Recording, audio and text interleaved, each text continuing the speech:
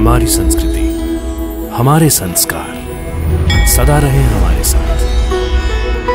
भारत की पुरातन गाथाएं और महान संतों की वाणी। सब्सक्राइब करें तिलक कथाएं। मैं कोई बच्चा नहीं हूँ जो वो मुझे बहकाएगी। बच्चा नहीं है, फिर भी हमेशा उसके दुम पकड़े हुए रहता है। वो सही बोलेगी तो झट से बाबा जोड़ देगा। चुड़ैल है चुड़ैल। अरे इसने हमारे घर का स्वास्थ्य निगल लिया है और इसी की वजह से मैंने अब तक पोती का मुंह नहीं देखा। और इसी के कारण मेरे ससुराल वालों ने मुझे वापस मैके भेज दिया है। मेरे कारण नहीं ननन जी, अब तो खुद अपने ससुराल वालों से झगड़ा करके यहाँ मैके आई हो और यहाँ कुंवारियों का वेश धारण करके रहती हो। मुझसे जबान लड़ाती है मनहूस। अब दूसरा ब्याह कर लीजिए। सकू, आपकी दूसरी शादी करने से घर में सब लोग खुश हो जाएंगे। और तुम? कितने पत्थर दिल हैं लोग जो दूसरों को दुख देते हैं। क्या मिलता है उन्हें? जिसे वो सुख और खुशी मानते हैं, असल में वो ही दुख है। अरे धक्का क्यों दे रही है? वो तुम्हें बाहर देखना चाहती थी कि? अच्छा, तो बड़ी उतावली हो रही है ये देखने के लिए कि तेरे माँ बाप दिवाली की मिठाई लेकर आ रहे हैं कि नहीं। नहीं आएंगे वो। कैसे आएंगे वो? अपने जवाई को भेंट जो देनी पड़ेगी और शादी में जो दहेज तय हुआ था वो भी तो लाना पड़ेगा ना। हाँ, इतना पैसा तो है नहीं उन कंगालों के पास।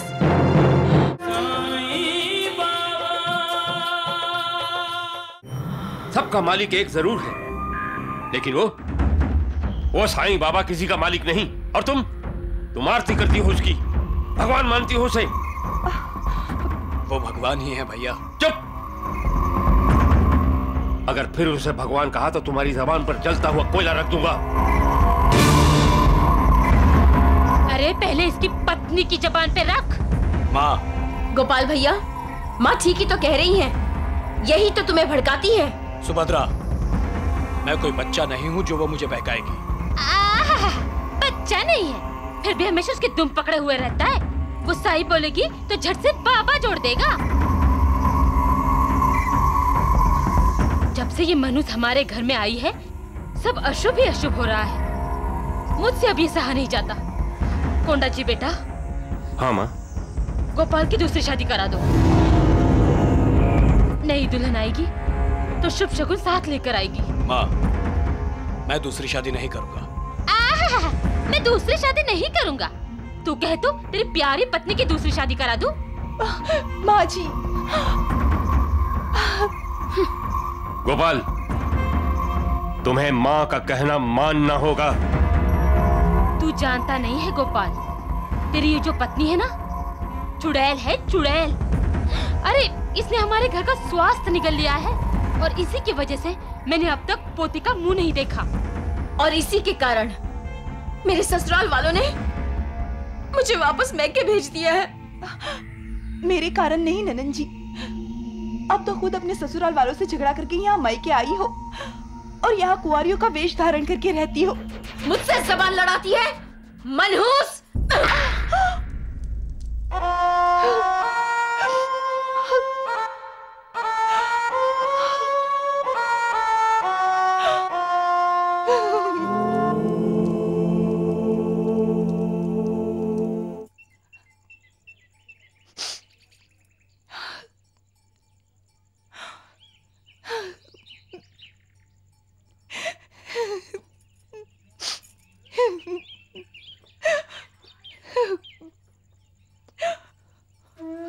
सकू,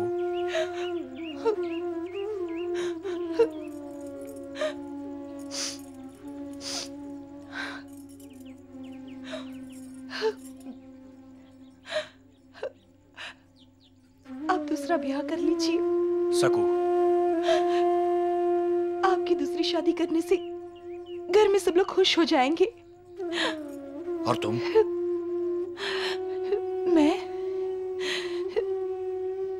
मैं भी दुल्हन मेरी तरह मनहूस तो नहीं होगी ना? ढेर सारा दहेज लाएगी, खुशियां लेकर आएगी, मैं खुश हो जाऊंगी, मैं खुश हो जाऊंगी। मेरे कारण जेठ जी को बच्चा नहीं हो रहा। ननन जी को ससुराल वालों ने घर से निकाल दिया है। नई दुल्हन आएगी, माँ जी को पोता मिल जाएगा, ननन जी अपने ससुराल चली जाएंगी, सारा घर खुशियों से और पैसों से भर जाएगा। एक विनती है आपसे, मुझे इस घर के किसी कोने में पड़े रहने देना। मैं सबकी सेवा करूंगी, सबकी सेवा करूंगी। आप दूसरा ब्याह कर लीजिए, आप दूसरा ब्याह कर लीजिए।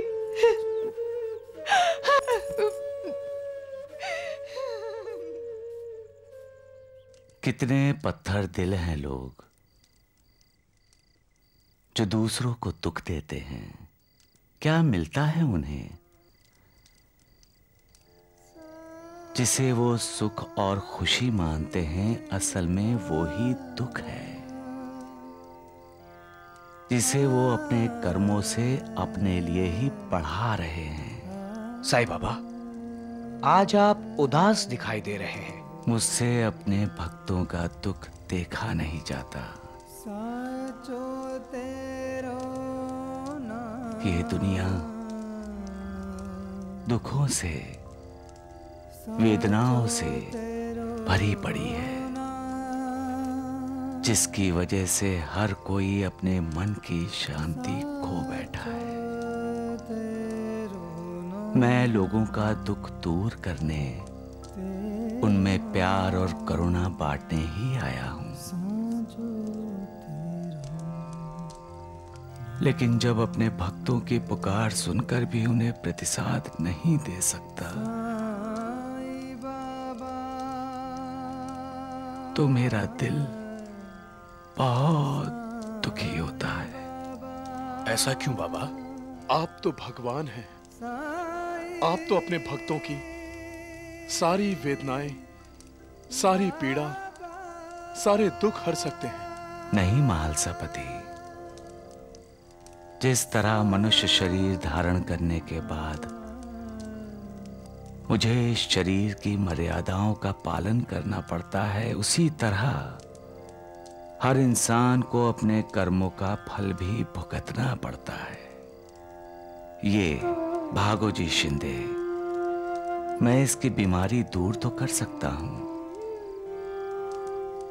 लेकिन इसे अपने कर्मों का भोग तो भोगना ही पड़ेगा। कर्म भले हों या बुरे, उसका फल इंसान को मिलता ही है। मेरे भक्तों को भी अपने कर्मों का फल भोगना ही पड़ेगा। उसके बाद जब इंसान पूरी तरह से भगवान की शरण में जाता है, तभी तो उसका उद्धार होता है। लेकिन तब तक उनकी पीड़ा को देखकर मेरा मन बहुत उदास हो जाता है।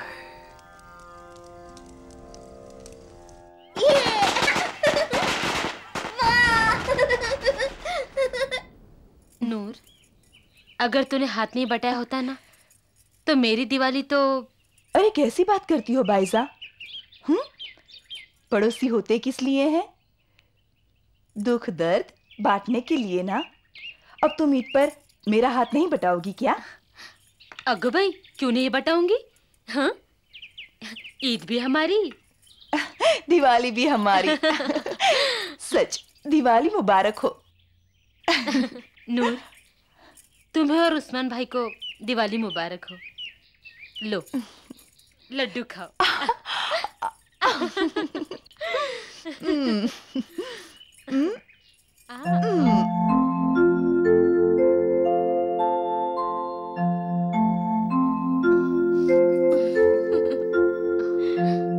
अरे वाह, क्या स्वादिष्ट लड्डू है।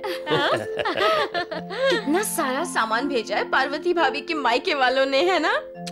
अरे सुभद्रा, इसे कहते हैं बेटी का प्यार।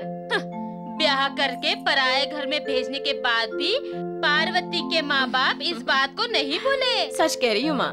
बराबर हर त्योहार में कुछ न कुछ तो भेजते ही रहते हैं। किसी और की बेटी भी रहती है हमारे घर में माँ। अरे अपने दामाद को तो छोड़ो, अपनी बेटी को एक चिंदी तक नहीं भेजी इसके माँ बाप ने किसी भी त्योहार पर। अरे मैं तो कहती हूँ, औकात नहीं है कुछ देने की तो ले जा इसे यहाँ से। क्या बोल रही हो माँ? किसे ले जाए यहाँ से? अरे और किसे? इस मनहूस को। और किसको?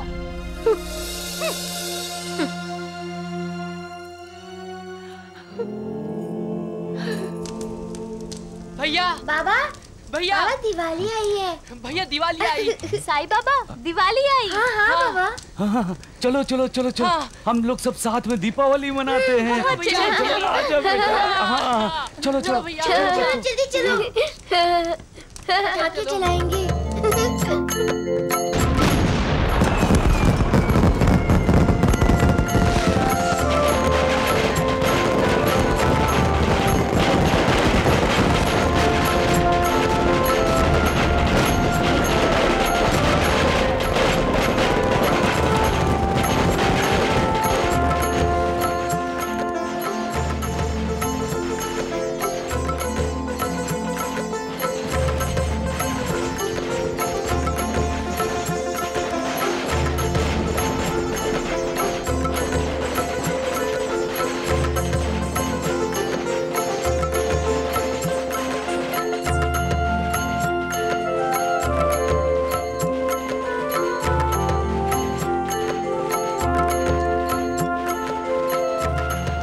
दीपावली खुशियों का त्योहार है, इसीलिए सब कहते हैं दीपावली आई खुशियां लाई।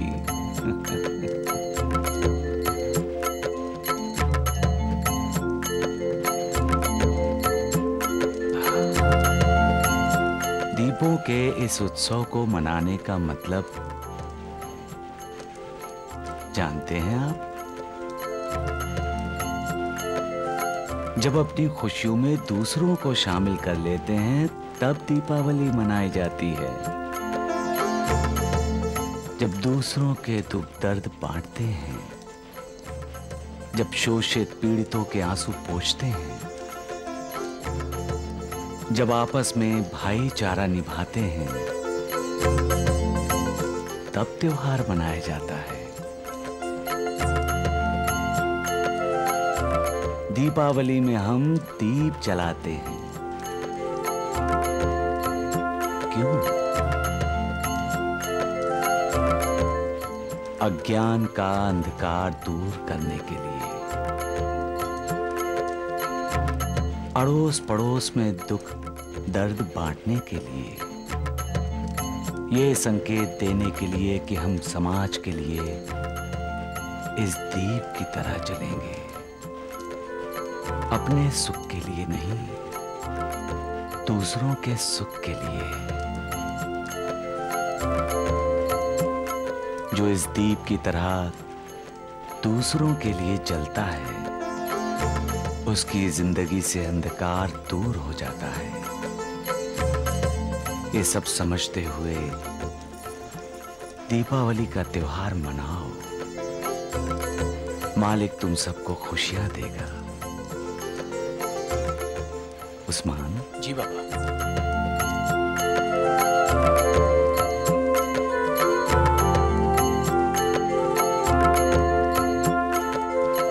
याद रहे, अपनी खुशियों में दूसरों को शामिल करोगे तो मालिक तुम्हारी जिंदगी को खुशियों से भर देगा। सबका मालिक एक।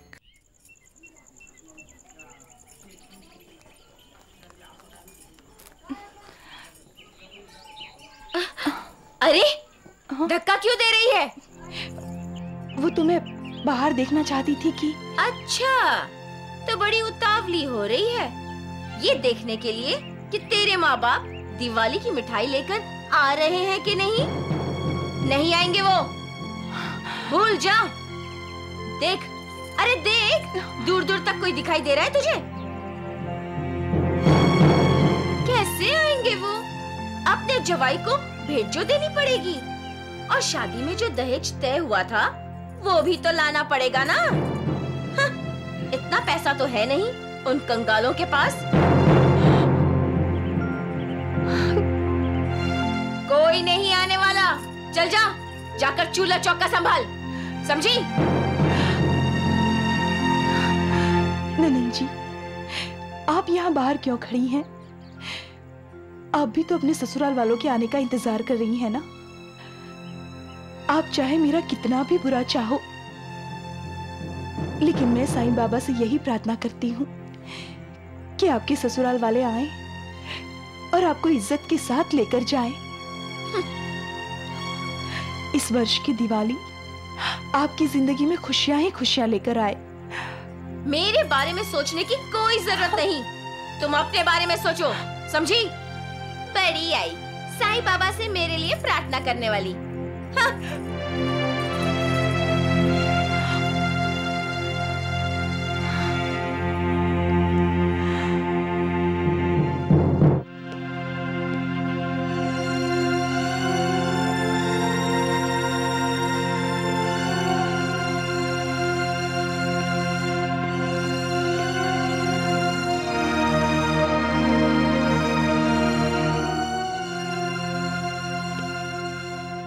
सकू,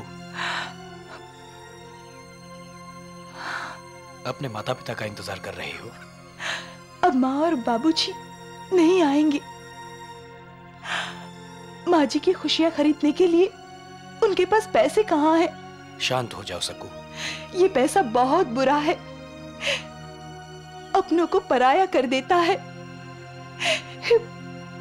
मेरे घर वाले मेरे लिए पराये हो गए हैं, और इन्हीं पैसों की वजह से मैं यहाँ ससुराल में पराई हो गई हूँ। कहते हैं दिवाली हर किसी की जिंदगी में खुशियां लेकर आती है, तो फिर साईं बाबा ने मुझे ये खुशियां क्यों नहीं दी? क्यों मुझे खुशियों से वंचित रखा? क्यों? क्यों?